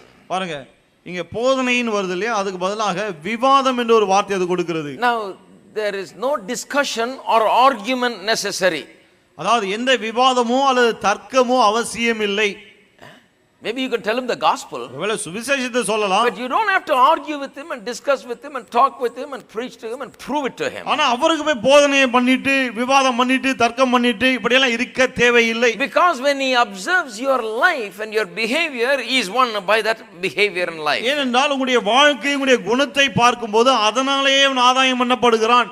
Because your life speaks louder than your words. ஏனென்றால் உங்கள் வார்த்தைகளை விட உங்கள் வாழ்க்கை அதிக உரத்த சத்தமாய் பேசுகிறது. So what it's really saying is this. ஆகவே இது என்ன சொல்லுகிறது என்றால், stop talking to your husband. கணவன்கிட்ட பேசுறதை நிறுத்துங்க. And start talking about your husband good things. உங்கள் கணவரை குறித்து அவரிடம் நல்ல விஷயங்களை பேச ஆரம்பிங்க. அவரிடம் மட்டுமில்லை, எல்லாரிடமும். Don't be trying to tell him what to do. அவர்கிட்ட போய் நீங்க இப்படிலாம் பண்ணுங்கன்னு சொல்ல பார்க்காதீங்க. But give him the kind of respect and reverence that the Bible tells you to give him. அவருக்கு எப்படிப்பட்ட ஒரு மரியாதை கனத்தையும் வேதம் கொடுக்க சொல்கிறதோ அப்படி கொடுங்கள். When you do that, அப்படி செய்யும்போது நீங்கள், the Bible says that he will observe it. வேதம் சொல்லுகிறது அவர் அதை கவனிப்பாராம். He will observe the change in you. He will observe your conduct, it says. உங்களுடைய நடக்கை, உங்களுக்குள்ள ஒரு மாற்றத்தை அவர் பார்க்கிறார். So you are there always with him. ஆகவே நீங்க தான் எப்போதும் அவர் கூட இருக்கீங்க. And 24 hours of the day, in 24 hours most of the time you are there. 24 மணி நேரத்துல நிறைய நேரம் கூட இருக்கீங்க. You are the person that can really influence him. ஆகவே நீங்க தான் அவருக்குள்ள ஒரு பாதிப்பை, தாக்கத்தை கொண்டு வர முடியும். Your power to influence is not by your nagging. பாருங்க, ஏதோ இந்த தாக்கத்தை கொண்டு வருவது உங்களுடைய நச்சரிப்பின் மூலமாக கிடையாது. It is by your life and your behavior, it says. உங்களுடைய வாழ்க்கை, உங்களுடைய நடக்கை, அதனால தான் தாக்கத்தை உண்டாக்க முடியும். So talk is not necessary, discussion is not necessary, life is enough, it says. ஆகவே இந்த தர்க்கம், விவாதம் இதெல்லாம் அவசியம் இல்லை, வாழ்க்கை தான் முக்கியம். Because most of the time the problem is this. என்ன பல சமயங்கள்ல பிரச்சனை என்னன்னா, the husband knows the gospel. கணவனுக்கு சுவிசேஷம் தெரியும். But the person who claims to live by the gospel is living exactly the opposite. ஆனா சுவிசேஷத்தின்படி நான் வாழ்ந்துறேன்னு சொல்றாங்களே இவங்க அதுக்கு நேர் எதிரா வாழ்ந்துட்டு இருக்காங்க. So it becomes impossible for him to believe the gospel. ஆகவே அவர் சுவிசேஷத்தை விசுவாசிக்கிறது ரொம்ப கஷ்டமா போயிடுது. It's not that he doesn't know, it's just that he doesn't see any evidence of its power in anybody's life. அவருக்கு அதெல்லாம் தெரியாதுன்னு கிடையாது. சுவிசேஷத்தின் வல்லமையை யாருடைய வாழ்க்கையிலும் அவர் பார்ப்பது கிடையாது. And you must see it in the wife. ஆகவே அவர் மனைவியிலே அதை பார்க்க வேண்டும். And for that to happen, இது நடக்கணும்னா, then like I said the other day, what you say about your husband must always be like what you say about the Lord Jesus Christ. நான் சொன்னேன் இல்லையா, கர்த்தராகிய இயேசு கிறிஸ்து குறித்து நீங்க எப்போது என்ன பேசுறீங்களோ அதே போல தான் உங்கள் கணவரை குறித்து நீங்கள் பேச வேண்டும். Wives, submit to your husband as unto the Lord, it says. என்ன சொல்லுது? மனைவிகளே கர்த்தருக்கு கீழ்ப்படிவது போல புருஷருக்கு கீழ்ப்படியுங்கள். So do it as unto the Lord. ஆகவே கர்த்தருக்கு அதை செய்யுங்கள். Speak about him like you speak about the Lord. கர்த்தரை குறித்து எப்படி பேசுவீங்களோ அதே போல அவரை குறித்து பேசுங்கள். That is why it is wrong to go to any meeting or anywhere and let out all kinds of nasty things about your husband. ஆகவே தான் எந்த ஒரு கூட்டமோ அல்லது எந்த ஒரு இடமோ அங்க போயிட்டு கணவனை பற்றி தவறான காரியங்களை சொல்றது ரொம்ப சரியே கிடையாது. In many places it's very bad, mothers and daughters particularly sometimes. பல இடங்களை பாருங்க அம்மாவும் பொண்ணும் ரொம்ப மோசமா இருக்காங்க. Mother calls the daughter, அம்மா பொண்ணை கூப்பிடுவாங்க, and then the daughter tells everything bad about the husband. உடனே மக தன் கணவனை பற்றி எல்லாம் சொல்றாங்க. He did this, he did that, and he's doing this, he's doing that. என் புருஷன் இத பண்ணாரு, அத பண்ணாரு, இத செய்றாரு, அது செய்றாரு. And immediately the mother says, he's just like your daddy. I tell you, all men are the same. உடனடியே அம்மா சொல்றாங்க, அப்படியே உங்க அப்பாவை போலவே இருக்கிறான் புருஷனும். I can tell you, all men are the same. எல்லா ஆம்பளைங்களும் இப்படிதான். Don't trust a man. ஆம்பளையே நம்பாத. For 40 years I've suffered under your dad. 40 வருஷமா இந்த ஆள் கூட இருந்துட்டேன் நான். Now you are suffering under your husband. இப்போ நீயும் புருஷன்கிட்ட கஷ்டப்பட்டுங்கற. This is most unproductive talk, my friend. That's not spiritual at all. இதனால ஒரு பிரயோஜனமும் கிடையாது. இது ஆவிக்குரிய காரியமே கிடையாது. This is no joke. இது ஜோக் கிடையாது, வேடிக்கை இல்ல இது. Mothers must learn never to talk like that. பாருங்க, முதலாவது தாய்மார்கள் இப்படி பேச கூடாது என்று இருக்க வேண்டும். Never to entertain such talk like that and teach their daughters not to talk like this. இப்படிப்பட்ட பேச்சு அவளுக்குள்ள இருக்க கூடாது, தங்கள் மகளுக்கு சொல்லி கொடுக்க கூடாது அப்படி ஒரு பேச்சு. Even if the husband is a bad husband, let them not come out with this kind of a talk. கணவன் மோசமானவனா இருந்தாலும் கூட இவர்கள் வாயிலே இப்படிப்பட்ட பேச்சு வர கூடாது. Why? The Bible tells the wife to treat the husband like the church treats the Lord Jesus Christ. ஏனால் வேத மனைவிக்கு என்ன சொல்கிறது? சபை எப்படி இயேசுவை பற்றி பேசுகிறதோ அதே போல மனைவியும் கணவனை பற்றி பேச வேண்டும். What do you do about the Lord? கர்த்தரை பற்றி என்ன பேசுறீங்க? Do you go around and tell how bad he is everywhere? வெளியே போயிட்டு எல்லார்கிட்டயும் எவ்வளவு மோசம் சொல்றீங்களா? Do you talk bad about the Lord? ஆண்டவரை பற்றி மோசமா பேசுறீங்களா? No, we never talk bad about the Lord. நாம அவரை பற்றி மோசமா பேசதே கிடையாது. Then why should we talk bad about your husband? பிறகு ஏன் உங்கள் கணவனை குறித்து மோசமாய் பேச வேண்டும்? Sometimes mothers and daughters do it. சில சமயத்துல அம்மாவும் பொண்ணும் இப்படி பண்றாங்க. Sometimes friends do it among themselves. சில சமயத்துல நண்பர்கள் தங்கள் மத்தியில அப்படி செஞ்சுக்கறாங்க. In these workplaces, these modern places where call centers and other places, all these girls get together nowadays. பாருங்க, இந்த வேலை செய்றாங்க இந்த கால் சென்டர்ஸ் போன்ற இடங்கள் எல்லாம் அந்த எல்லா பெண்களும் ஒண்ணா கூடுறாங்க இப்ப. It's a big gossip session. பெரிய அந்த வதந்தி பரவற இடம் அது. Comparing notes, how's your husband like and what's my husband like? உங்க கணவர் எப்படி இருக்காரு, என் கணவர் எப்படி இருக்காரு எல்லாம் அப்படி பாத்துக்கறாங்க.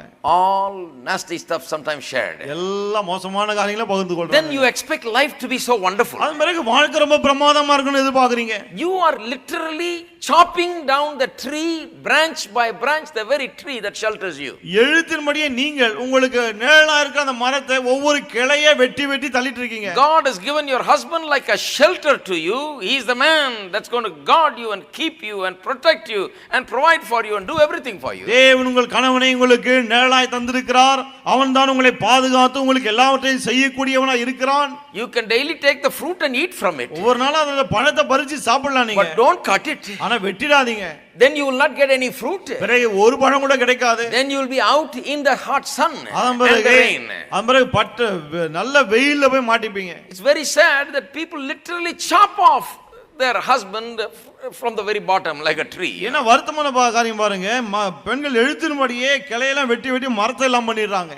And the problem is then when you don't speak about him with respect, others also won't treat him with respect. உங்கள் கணவனை நீங்கள் மரியாதை கொடுத்து பேசாமல் போகும்போது அடுத்து மற்றவங்களும் மதிக்க மாட்டாங்க. Suppose you are talking outside about your husband to another woman. உதாரணத்துக்கு இன்னொரு பெண் கிட்ட உங்க கணவனை பத்தி நீங்க பேசிட்டு இருக்கீங்க. Bad things about everything bad he is doing. உங்க கணவர் செய்யற எல்லா மோசமான விஷயங்களை பேசிட்டு இருக்கீங்க. And then others come out. மற்றவங்க வெளியே வராங்க. And you tell some more people. இன்னும் சில ஆட்கள் கிட்ட சொல்றீங்க. Then your husband comes. உங்க கணவர் வரார். Everybody looks at him like this. எல்லாரும் ஒரு மாதிரி இப்படி பார்க்கறாங்க. Here is the villain. Villain வரார் அப்படினு. I don't want to respect him. இந்த ஆளை எதுக்கு நான் மதிக்கணும்? Because he's a bad man. ஏன்னா இந்த ஆள் மோசமானவன். He is not a very spiritual man. இவன் ஆவிக்குரிய மனுஷன் கிடையாது. He's an evil fellow. துன்மார்க்கன். You see, the thing is, you don't respect him, so others don't respect him also. நீங்க மதிக்கல, ஆக மற்றவர்களும் மதிக்க போவதில்லை. If you respect him and talk about him in a respectful manner, then others will start respecting him. நீங்க அவனை மதிச்சு மரியாதையை பேசினா தான் மற்றவர்களும் அவனை மதிப்பார்கள். Amen. Amen. So the point here in verse 1 and 2 is this. ஆக முதல் ரெண்டு வசனங்கள்ல இருக்க விஷயம் என்னன்னா, the point is, if you want to write it down in one word, we were made to do that in Bible college. I remember it was so beneficial. The point is evangelism in the home. பாருங்க, இங்க என்ன பாயிண்ட்னா, ஒரே வார்த்தையில சொல்லணும்னா வீட்டிலே சுவிசேஷம். Evangelism in the home. வீட்டிலே சுவிசேஷ பணி. What does Acts chapter 1 say? அப்போஸ்தலர் முதலாம் அதிகாரம் என்ன சொல்கிறது? The Holy Ghost shall come upon you. You shall be my witnesses in Jerusalem, Judea, Samaria and to the uttermost parts of the world. பரிசுத்த ஆவி உங்கள் மேல் வரும். அப்பொழுது நீங்கள் எருசலேமிலும் யூதாவிலும் சமாரியாவிலும் உலகத்தினுடைய கடைசி பரியந்தம் சாட்சிகளாய் இருப்பீர்கள். சாட்சிகளாய் இருப்பீர்கள். Didn't say சாட்சி சொல்லுவீர்கள். சாட்சி சொல்லுவீர்கள்னு சொல்லல. சொல்றது ஈஸியா சொல்லுவாங்க நம்ம அம்மாமார்கள்லாம். Particularly the ladies will tell it very easily. குறிப்பா பெண்கள் ரொம்ப ஈஸியா சொல்லிடுவாங்க. The Bible tells the ladies, more than telling it, be it. வேதம் சொல்லுது, நீ சொல்வதை விட அப்படியே இருந்து விடு. Not only the ladies, about everybody. பெண்களை குறித்து மட்டுமல்ல, எல்லார பற்றி அப்படிதான். Jesus is talking about how the church is going to be built. சபை எவ்வாறு கட்டப்பட போகிறது இயேசு அதை சொல்லுகிறார். The Holy Ghost will come. என்ன சொல்கிறார்? பரிசுத்த ஆவியானவர் வருவார். You shall be my witnesses in Judea, Jerusalem, Judea and Samaria. நீங்கள் எருசலேம், யூதேயா, சமாரியாவிலே எனக்கு சாட்சிகளாய் இருப்பீர்கள். That's how the church is going to be built up. சபை இப்படி தான் கட்டப்பட போகிறது. How is the home going to be built up? எப்படி குடும்பங்கள் கட்டப்பட போகிறது? In the same way. அதே போல தான். The Holy Ghost comes upon you. ஆவியானவர் உங்கள் மேல் வருவார். You be witness. நீங்கள் சாட்சிகளாய் இருங்கள். Not tell a witness. சாட்சி சொல்லாதீங்க. Because he has heard enough. ஏன்னா ஏற்கனவே நிறைய கேட்டார். Be a witness. சாட்சியாய் இருங்கள். Everybody say be a witness. எல்லாம் சொல்லுங்க, சாட்சியாய் இரு.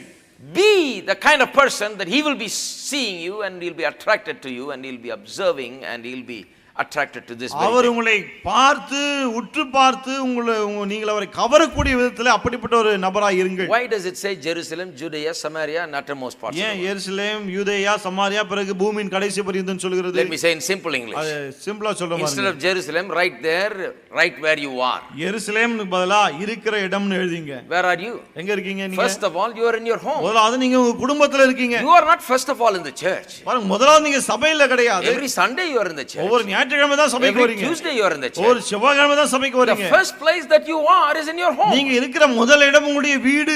So Jerusalem is not your church. ஆமா, எருசலேம் என்பது உங்கள் சபை அல்ல. It's your home. அது உங்கள் வீடு. So in Jerusalem you will be witness. முதலாவது எருசலேமிலே சாட்சியா இருங்கள். Be a witness there. அங்கே சாட்சியா இருங்கள். Bring the power of the Holy Spirit there in your home. பரிசுத்தாவின் வல்லமையை உங்கள் வீட்டிலே விளங்கப்படுங்கள். It must burn. The light that burns bright must burn brighter or brightest right where it's located. பிரகாசமா எரிகிற விளக்கு அது இருக்கிற இடத்துல இன்னும் அதிக பிரகாசமா எரிய வேண்டும். If I put a light here, இங்க நான் ஒரு லைட் போடுறேன்னு வெச்சீங்க, it will shine all the way up to the wall there. அது கடைசி சுவர் வரைக்கும் அது வெளிச்சம் தெரியும். But it will be brightest here. ஆனா இந்த இடத்துல தான் நல்ல பிரகாசமா இருக்கும். Right? இல்லையா? There's no use of shining over there. Shine first here where you are. அந்த இடத்துல வெளிச்சம் அடிச்சு பிரயோஜனம் இல்ல. முதல்ல இருக்கிற இடத்துல வெளிச்சமா இருங்க. And it must shine brightest where you are. இருக்கிற இடத்துல தான் ரொம்ப அதிக பிரகாசமா இருக்கணும். And the Bible is talking about that. வேதம் அதை பற்றி பேசுகிறது. Sure, you can speak to him, tell him the gospel and even discuss some problems with behavior and all that. நீங்க அவர்கிட்ட பேசலாம், சுவிசேஷத்தை எடுத்து சொல்லலாம், அவருடைய நடக்கையில ஏதாவது பிரச்சனை இருந்தா அத பத்தி எல்லாம் பேசலாம். But really preaching to him is not going to work. ஆனா அவருக்கு நீங்க பிரசங்கம் பண்ணதுனால ஒண்ணும் ஆக போறது இல்ல. Living is going to work. வாழும்போது தான் அது வேலை செய்யும். Behavior is going to work. நீங்க குணம் தான் வேலை செய்ய போகிறது. It is even true with everybody being a witness out there in the world. உலகத்துல நாம எல்லாரும் சாட்சிகளா இருக்கும்போதும் அது அப்படிதான் ஆகிறது. But a lot of women are saying, brother, please pray that in the office where he is working, நிறைய பெண்கள் சொல்றாங்க, பிரதர் அவர் வேலை செய்யற அந்த ஆபீஸ்ல, that God will put a wonderful spirit filled Christian right to the next seat, brother. பக்கத்து சீட்ல அற்புதமான ஆவியினால் நிரம்பிய ஒரு கிறிஸ்தவனை ஆண்டவர் கொண்டு வரணும் ஜெபம் பண்ணுங்க. So that he will be so fully attracted by the gospel. அப்பதான் சுவிசேஷத்தினாலே அவர் முற்றிலுமாய் இழுக்கப்படுவார். Why you want a spiritual person next to him so that he doesn't do the work and keep talking to this man all எதுக்கு day? ஆவிக்குரிய மனுஷன் இந்த வேலை எல்லாம் செய்யாம விட்டுட்டு ரெண்டு பேரும் பேசிட்டு இருக்கிறதுக்கா? That's no good. அதெல்லாம் சரிப்படாது. Why do you pray that in the office God will send someone? ஆபீஸ்ல ஒரு ஆளை ஆண்டவர் அனுப்பணும்னு ஏன் ஜெபம் பண்றீங்க? God has already sent someone. தேவன் ஒரு ஆளை ஏற்கனவே அனுப்பி விட்டார். That's you. அதான் நீங்க. The wife. மனைவி. That's there more hours with him than anyone else. மனைவி தான் வேற யாரை விட கணவனோடு அதிக நேரம் இருக்கிறவள். Some say, well, not true, brother. He's very few hours. சில சொல்றாங்க அதெல்லாம் உண்மை இல்லங்க, கொஞ்ச நேரம் தான் வீட்ல இருக்கிறார், ஒரு சில மணி நேரங்கள். Check to see why he is not in the house. அப்பனா பாருங்க ஏன் வீட்ல ரொம்ப நேரம் இருக்க மாட்டறாருன்னு. Make it in such a way that he'll be in the house. அவர் வீட்ல ரொம்ப நேரம் இருக்கிற மாதிரி நீங்க செய்யுங்க. Something is wrong there. ஏதோ பிரச்சனை அங்க.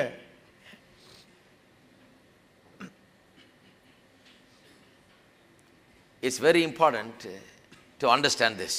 இதை புரிந்து கொள்வது ரொம்ப முக்கியம். God has already got a person right there in your home to be a witness. தேவன் ஏற்கனவே சாட்சியா இருக்கு, நீங்கள் சாட்சியா இருக்கும்படி ஒரு ஆளை வீட்டிலே வச்சிருக்கார். Some women say, well, I am taking him to this evangelist meeting today, brother. சில பெண்கள் சொல்றாங்க இன்னைக்கு அந்த சுவிசேஷியோட மீட்டிங்க்கு நான் அவரை கூட்டி போறேன். 2 days I'm fasting and praying so I can take him there. ரெண்டு நாள் உபவாசம் இருந்து ஜெபம் பண்ணிட்டேன், இன்னைக்கு அவரை கூட்டிட்டு போணும்னு. He has heard all the evangelists, he doesn't want to convert. எல்லா சுவிசேஷ மெசேஜும் கேட்டாச்சு, ஆனா மாற விரும்பல அவர். He knows too much. ஏன்னா அவர் ரொம்ப அதிகம் தெரியும். When he sees you different, he is going to change. அவர் உங்களை வித்தியாசமாய் பாக்கும்போது தான் மாறுவார். You be the witness. நீங்களே சாட்சியா இருங்க. Don't tell God to send an evangelist, send some angel and all that. ஆண்டவரே சுவிசேஷகரை அனுப்பும், ஆண்டவரே தேவ தூதரை அனுப்புன்னு சொல்லிட்டு இருக்காதீங்க அவர்கிட்ட. One preacher told me one time, ஒரு பிரசங்கியார் ஒரு முறை என்கிட்ட சொன்னார், praise God you came, pastor. Pastor நீங்க வந்தீங்க, கர்த்தருக்கு Only ஸ்தோத்திரம். yesterday I was praying, fasting and praying and saying to God, God, this week send some wonderful servant of God to preach in our church. நேத்து தான் நான் ஜெபம் பண்ணி உபவாசம் பண்ணி ஜெபம் பண்ண, ஆண்டவரே எங்க சபையில பிரசங்கம் பண்ண அற்புதமான ஒரு பிரசங்கியாரை இந்த வாரம் அனுப்புன்னு. Every week I pray like that, brother, and God surely sends someone. ஒவ்வொரு வாரம் அப்படி தான் ஜெபம் பண்றேன், ஆண்டவர் கண்டிப்பா ஒரு ஆளை அனுப்பிடுறார் brother. I said, no, I didn't come to preach in your church. நான் சொன்னேன் உங்க சபையில பிரசங்கம் பண்ண நான் வரல. Don't pray to God for that. அதுக்கெல்லாம் ஆண்டவர்ட்ட ஜெபம் பண்ணாதீங்க. Because God will tell you that he has already sent you to preach there in your church. தேவன் உங்ககிட்ட என்ன சொல்வாரு, இந்த சபையில பிரசங்கம் பண்ணனும், ஏற்கனவே உன்னை அனுப்பி இருக்கேன் நானு. What business do I have in your church? உங்க சபையில எனக்கு என்ன வேலை? Sunday I don't preach anywhere. In my church I preach. ஞாயிற்றுக்கிழமையில நான் எங்கேயும் பிரசங்கிப்பதில்லை, என் சபையில தான் பிரசங்கம் உங்க பண்றேன். சர்ச்சா இருந்தாலும் சரி, எந்த சர்ச்சா இருந்தாலும் எங்க சர்ச்சில் தான் நான் பிரசங்கம் பண்றேன். This is where God sent me. இங்கே தான் தேவன் என்னை அனுப்பி இருக்கிறார். Hello? Hello? God is not sending me somewhere across the world to preach on Sunday. தேவன் ஞாயிற்றுக்கிழமை பிரசங்கம் பண்ண உலகத்துல எங்கேயோ என்ன அனுப்புறது கிடையாது. No, God sent me here. கிடையாது, தேவன் என்னை இங்கே அனுப்பி So இருக்கிறார். I don't pray and ask God to send someone mighty man of God here. ஆகவே நான் அவர்கிட்ட ஜெபம் பண்ணி ஆண்டவரே ஒரு வல்லமையான தேவதாசனை அனுப்புன்னு ஜெபம் பண்றது இல்ல. God will say, you mighty man of valor, you preach this தேவன் Sunday. சொல்வார், பயங்கர பராக்கிரமசாலி, இந்த ஞாயிற்றுக்கிழமை நீ பிரசங்கம் பண்ணு. Pastors will be surprised. They'll be looking around. Which mighty evangelist is coming? பாஸ்டர்களுக்கு ஒரு ஆச்சரியம், எந்த வல்லமையான சுவிசேஷகர் வர்றாரு? Preachers do this, every Sunday they invite somebody. பிரசங்கியார் பாருங்க, ஒவ்வொரு ஞாயிற்றுக்கிழமையும் யாரையாவது கூப்பிடுவாங்க. Then one Sunday the preacher preaches in a month. ஒரே ஒரு ஞாயிற்றுக்கிழமை மாசத்துல இந்த பாஸ்டர் பிரசங்கம் பண்ணுவார். That day only half the crowd comes. அன்னைக்கு பாதி கூட்டம் தான் வரும். And he is also, very bitter about that. When I preach, only half crowd comes. அதுல இவருக்கு ஒரு கசப்பு, நான் பிரசங்கம் பண்ணா பாதி பேர் தான் பிரதர் வராங்க. I told one preacher, you are the one that taught them this behavior. நான் ஒரு பிரசங்கிட்ட சொன்னேன், இப்படி எல்லாம் இருங்கன்னு கத்து கொடுத்ததே நீதான். You tell them 3 weeks we have special speakers. நீ என்ன சொல்ற? 3 வாரம் விசேஷித்த பிரசங்கியார்கள், 1 week ordinary preacher. ஒரு வாரம் சாதாரண பிரசங்கியார். I tell my people 4 weeks there is a special preacher preaching here. நான் ஏஞ்சலுக்கு சொல்ல 4 வாரமும் ஸ்பெஷல் ஸ்பீக்கர் இங்க பேசுகிறார். God sent, God anointed special evangelist, pastor, teacher preaching here. தேவனால் அனுப்பப்பட்ட அபிஷேகிக்கப்பட்ட விசேஷமான பிரசங்கியார், போதகர், ஊழியர் இங்க இருக்கார். Hello? Hello. I believe it. நான் அதை நம்புறேன். So you are the greatest evangelist in your home. உங்க குடும்பத்தில் நீங்க தான் மிகப்பெரிய சுவிசேஷகர்கள். Don't be telling God to send some evangelist. ஆண்டவர்ட்ட சொல்லாதீங்க யாராவது சுவிசேஷகரை அனுப்புன்னு. The Bible says by observing your conduct he is going to be saved. வேதம் சொல்லுது உங்கள் கற்புள்ள நடக்கையை பார்த்து அவன் ஆதாயப்படுத்தப்படுவான். He will behold that change that has happened in you. உங்களில் நடந்திருக்கிற அந்த மாற்றத்தை அவன் பார்ப்பான். And then he will be changed. பிறகு அவன் மாறுவான். But some people say, well, you don't know my husband, brother. சில என்ன சொல்றாங்க, ஐயோ உங்க என் புருஷனை பத்தி உங்களுக்கு தெரியாது brother. The point is God knows. என்ன உண்மைனா தேவனுக்கு தெரியும். Do you believe that God's word works? தேவனுடைய வார்த்தை வேலை செய்யும் நம்புறீங்களா? Don't tell me my husband is bad, you don't know my husband this. God says if you be right, then your husband will observe that and some change will come in. என் கணவன் மோசம், என் கணவன் பற்றி உங்களுக்கு தெரியாது, இதெல்லாம் சொல்லாதீங்க. தேவன் சொல்றார், நீங்க சரியா இருந்தால் அவன் அதை பார்ப்பான், மாறுவான். Amen. Amen. Read the next verse, verse 3. மூணாம் வசனம் பாருங்க. Don't let your adornment be merely outward, arranging the hair, wearing of gold, putting on fine apparel. மயிரை பின்னி பொன்னாபரணங்களை அணிந்து உயர்ந்த வஸ்திரங்களை உடுத்திக் கொள்வதாகிய புறம்பான அலங்கரிப்பு உங்களுக்கு அலங்காரமாய் இராமல், rather let it be the hidden person of the heart with the incorruptible beauty of a gentle and quiet spirit which is precious in the sight of God. அழியாத அலங்கரிப்பா இருக்கிற சாந்தமும் அமைதலும் உள்ள ஆவியாகிய இருதயத்தில் மறைந்திருக்கிற குணமே உங்களுக்கு அலங்காரமா இருக்க கடவுது. அதுவே தேவனுடைய பார்வையில் விலையேற பெற்றது. Now understand, it's not talking against women making themselves up and outwardly. இதை புரிந்து கொள்ள வேண்டும். பெண்கள் புறம்பே கொஞ்சம் அலங்காரம் பண்ணிக்கிறாங்க இல்லையா, அதை எதிர்த்து வேதம் இங்க ஒண்ணும் சொல்லல. Even in America at the beginning of the last century, there were some holiness churches that came up saying, with all these doctrines. அமெரிக்கால கடந்த நூற்றாண்டின் ஆரம்பத்துல ஹோலினஸ் சபைகள்லாம் உருவாயிற்று. அவங்கலாம் இப்படிப்பட்ட உபதேசங்கள்லாம் போதிச்சாங்க. So, some young ladies look like grandmothers, சில இளம் பெண்களை பார்த்தா பாட்டி மாதிரி இருப்பாங்க. because they just don't want any external good appearance. ஏனா வெளி தோற்றம் கொஞ்சம் நல்லா இருக்கணும் அப்படிலாம் நினைக்கிறதே கிடையாது அவங்க. Very sad. ரொம்ப வருத்தமான விஷயம். And amazingly in America at least these preachers that preach it, they look very flashy. ஆனா பாருங்க அமெரிக்கால பிரசங்கம் பண்ண பிரசங்கியார்கள் ஆள் பார்க்க ஜோரா பளபளன்னு இருப்பாங்க. Their wife looks like their mother usually. அவருடைய மனைவிமார்ல பார்த்தா பிரசங்கியாருக்கு அம்மா மாதிரி இருப்பாங்க. Because they preach down on the ladies and they said no makeup, no that thing, no can't even just can't even do anything. பிரசங்கம் பண்ணிட்டாங்க, ஒண்ணுமே பண்ண கூடாதுன்னு சொல்லிட்டு இவங்க தான் பிரசங்கம் பண்ணதே. ஜட கூட எத்தனை போடணும்னு சொல்லிடுவாங்க. எல்லாம் everything was taught. எல்லாம் சொல்லி கொடுத்துட்டாங்க. And put them down like that. The Bible is not teaching like that. ஆனா வேதம் அப்படி எல்லாம் போதிக்கல பாருங்க. I can show you many other places where God is the one that put beauty. பாருங்க பல இடங்கள்ல இருந்து உங்களுக்கு காண்பிக்க முடியும். தேவன் தான் அந்த அழகையே உண்டாக்கினவர். When God put food in the Garden of Eden, he said they were good to look at. தேவன் தோட்டத்துல கனியை வைத்த போது பார்வைக்கு அழகானதுன்னு வேதம் சொல்லுது. நீங்க சொல்லலாம் சாப்பிடுறதுக்கு தானே வேணும், இதெல்லாம் பார்வைகள் அப்படிதான் அது. God wants you to enjoy the beauty of the food also. அந்த உணவினுடைய அழகை நீங்கள் ரசிக்க வேண்டும் என்று தேவன் விரும்புகிறார். That's why God gave you eyes. ஆகவே தான் தேவன் கண்ணை கொடுத்திருக்கிறார். To enjoy beautiful things. அழகான காரியங்களை அனுபவிக்க. That's why we can go to Ooty and go into a garden and enjoy the beautiful flowers and beautiful things. ஆகவே தான் ஊட்டிக்கு போய் ஒரு தோட்டத்துல போய் அழகான மலர்களை அழகான காட்சிகளை ரசிக்கிறோம். So please don't go in the wrong way. ஆகவே தப்பான வழியில போய்டாதீங்க. God is not against beauty because he is the one that made the beauty. தேவன் அழகை எதிர்ப்பதில்லை, ஏன்னா அழகை உண்டாக்கினதே அவர்தான். Amen. Amen. And God is not against gold and silver and all these things because he is sitting in a golden city with golden streets with pearly gates. தேவன் இந்த பொன்னு வெள்ளி இதெல்லாம் எதிர்ப்பது கிடையாது. ஏனா தங்க நகரத்திலே தங்க வீதியிலே முத்துகள் பதிந்த வாசலிலே அங்கதான் அவர் இருக்கார். இதெல்லாம் வேணாம்னு சொல்லிட்டு அவர் என்ன பண்ணிட்டு இருக்காருங்க? எனக்கு சின்ன வயசுல இதெல்லாம் விளங்கிடுச்சு. I understood all this. இதெல்லாம் புரிஞ்சிருச்சு எனக்கு அப்பவே. And then he says he put the gold under the earth. பிறகு பூமிக்கு அடியிலே தங்கத்தை வச்சிருக்கான்னு சொல்லுது. Why? எதுக்கு? So I am not going to walk on gold, I am walking on gold right now. நீ தான் தங்கத்து மேல நடப்பேன்னு கிடையாது, ஏற்கனவே தங்கத்து மேல தான் நடந்துட்டு இருக்கேன். So don't think wrongly about this verse. ஆகவே இந்த வசனத்தை குறித்து தப்பா எண்ணி விட கூடாது. It's just saying that you must pay more attention to your inward beauty. என்ன சொல்லுகிறது? உங்களுடைய உள்ளான அலங்கரிப்புக்கு அதிக கவனம் செலுத்துங்கன்னு சொல்லுது. The problem is a lot of people make themselves up outside very beautifully but they are very poor on the inside. ஆனா என்ன பிரச்சனைன்னா நிறைய பேர் வெளியே நல்ல அலங்காரம் பண்ணிக்கிறாங்க, உள்ளே ரொம்ப அசிங்கமா இருக்கிறது. And I tell you in a few days the beauty passes away. ஆனா பாருங்க கொஞ்ச நாள்ல இந்த அழகெல்லாம் போய் விடுகிறது. That's why I told you a long time ago when you want to marry, see the mother also because she's going to look like her mother. அதுதான் அன்னைக்கே சொன்னேன், கல்யாணம் பண்ணனுமா அவங்க அம்மாவை பாருங்க, ஏனா பொண்ணுடைய அம்மாவை கூட்டி யாருன்னு பாத்தீங்க, ஏனா அதுதான் உங்களுக்கு கொஞ்ச நாள் பொறுத்து அப்படி தான் இருக்க போறாங்க. Are you ready for this? இதுக்கு ரெடியா? அவங்க கொஞ்சம் அழகா இருந்தா பாட்டி அம்மாவை கூப்பிட்டு பாத்துருங்க, ஏனா கண்டிப்பா அப்படி தான் இருப்பாங்க. மிஸ்டேக்கே பண்ண முடியாது. That's the way it is. அப்படிதான் அது. You are not going to have beauty forever. பாருங்க இந்த அழகு என்னன்னைக்கு இருக்க போகுது கிடையாது. So Bible says don't concentrate on the outward beauty. It's all right but don't concentrate on that. Concentrate on the inward beauty. ஆக வேதனை சொல்லுது புறமான அலங்கரிப்பு இருக்கலாம் நல்லது, ஆனால் அதிலேயே கவனம் செலுத்த வேண்டாம், உள்ளான அலங்கரிப்பிலே கவனம் செலுத்து. Amen. Amen. Even our house we paint it up. வீட்டையே பெயிண்ட் அடிக்கிறோம். In this house also can be painted little bit here and there, இந்த வீட்டை இங்கேயும் அங்கேயும் கொஞ்சம் பெயிண்ட் அடிச்சுக்கலாம். Any old house, if it's painted up, it'll look good.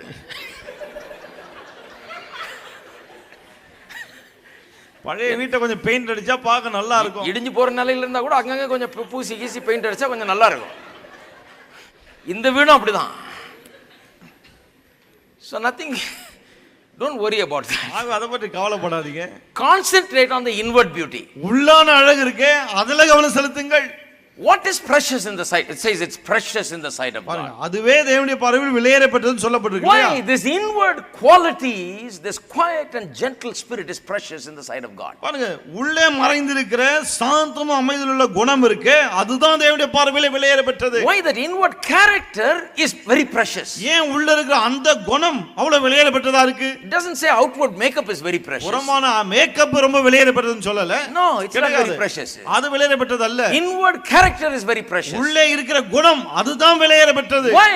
ஏன்? Because when a person observes, he will be so attracted to it, he will be permanently changed. ஏனென்றால் அதை ஒருவன் கவனிக்கும் போது அந்த அளவுக்கு கவரப்படுவான், நிரந்தரமாய் மாறி விடுவான். If a person just looks at your outward beauty and is attracted to you, ஆனால் ஒருவன் புறம்பான அழகை பார்த்து விட்டு அதனாலே கவரப்பட்டால், if you're a bad person, ஆனா ஆள் மோசமா இருந்தா நீங்க, if the inward character is not good, உள்ள இருக்கிற குணம் சரியில்லைன்னா, and if he looks at you on the outside and you're pretty and made up nicely and he comes after you, மேல உங்களை பார்க்கறான், வெளியே பார்க்கறான், அழகா இருக்கீங்க, அங்க உங்க பின்னாடி வர்றான், 10 days later you'll go away. 10 நாள் கழிச்சு போய்டுவான்.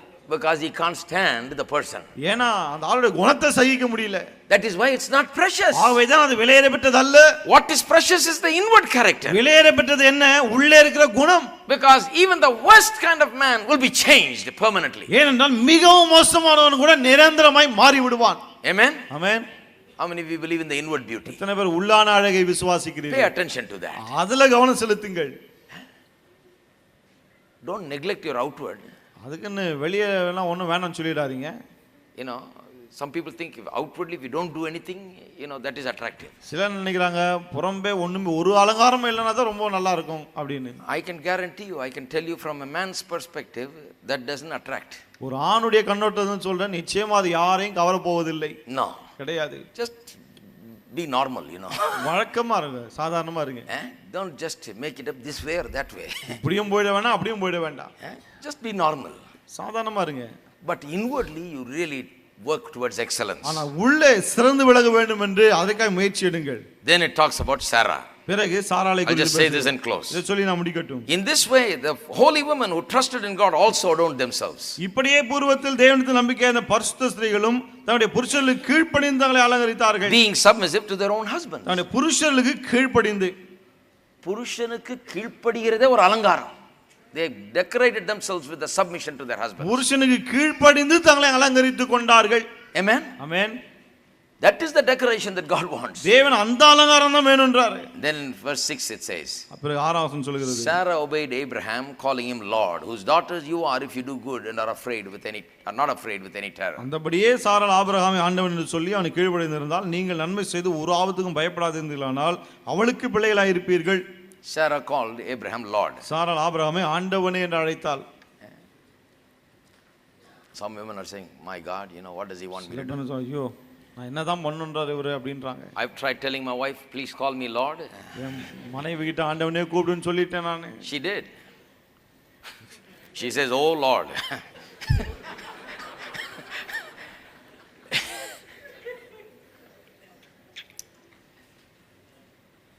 Sarah really called Abraham Lord. அப்புறம் சாராள் மெய்யாகவே ஆபிரகாம் ஆண்டவனே தான் சொன்னா. And Peter tells the believing women, you are her daughters. பேதுரு விசுவாசிக்கிற பெண்களை பார்த்து என்ன சொல்றார், நீங்களுடைய குமாரத்திகள். What was Sarah like? சாரா எப்படிப்பட்டவளா இருந்தா? You read the Bible. வேதத்தை வாசித்து பாருங்க. When she was old, அவள் வயசானவளா இருந்தபோது one king took a good look at her. ஒரு ராஜா அவளை பார்த்தான். And he said, I want this woman for my wife. என்னுடைய மனைவியே இந்த பெண்ணு தான் எனக்கு வேணும்னா. She was old by that time. அப்பவே அவளுக்கு வயசாயிடுச்சு. I don't know which church Sarah went. But she was looking pretty good. சாரா எந்த சபைக்கு போனா தெரியல, அவ்வளவு அழகா இருந்தா. She was a very pretty woman, I think. அவ்வளவு அழகா இருந்திருக்கும்னு நினைக்கிறேன். Because the king can get the prettiest woman in town. ஏன்னா ஊர்ல இருக்க மிக அழகான பெண்களை ராஜா எடுத்துக்க முடியும். And the king said, in all my place there's no woman like her. She's beautiful. ராஜா சொன்னான், என் நாட்டிலே இந்த மாதிரி பெண் இல்லையே, ரொம்ப அழகா இருக்காளே. So Sarah didn't take verse 3 wrongly.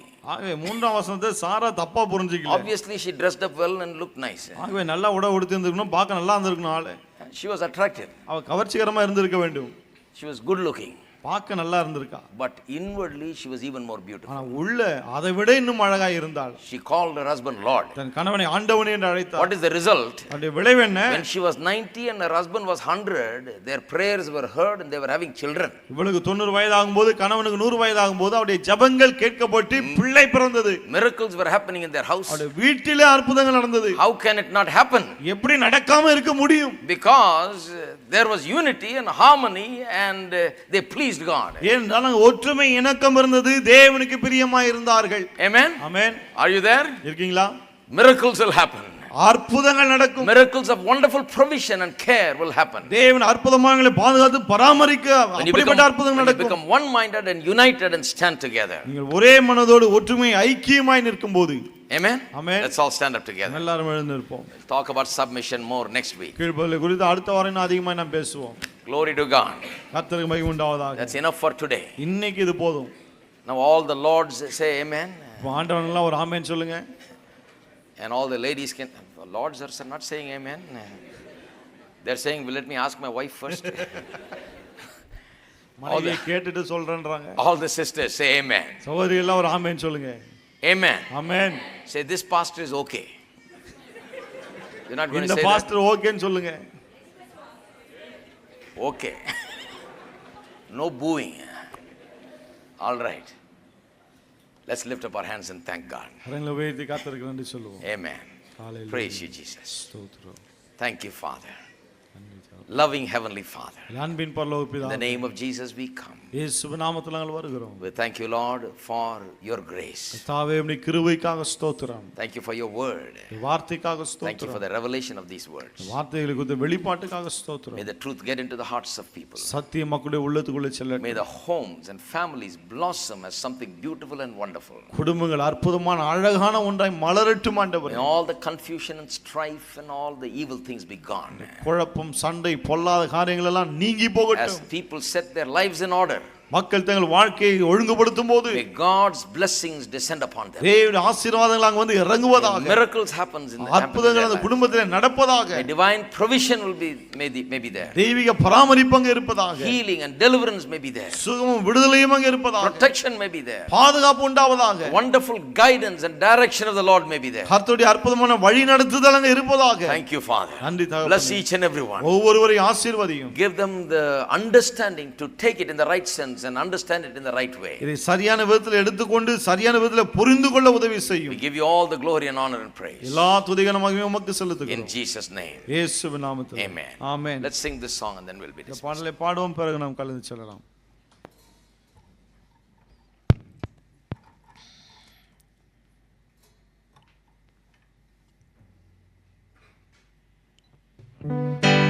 We'll give him all the praise, all of the praise. Give him all the praise, all of the praise. Before this day is gone, oh, I'll bow before his throne, and I'll give him all the praise, all of the praise. Before this day is gone, oh, I'll bow before his throne, and I'll give him all the praise, all of the praise. God bless you, bye-bye. Give him all the praise, all of the praise. Give him all the praise, all of the praise. Before this day is gone, bow before the throne, and I'll give him all the praise, all of the praise. Before this day is gone, bow before the throne, and I'll give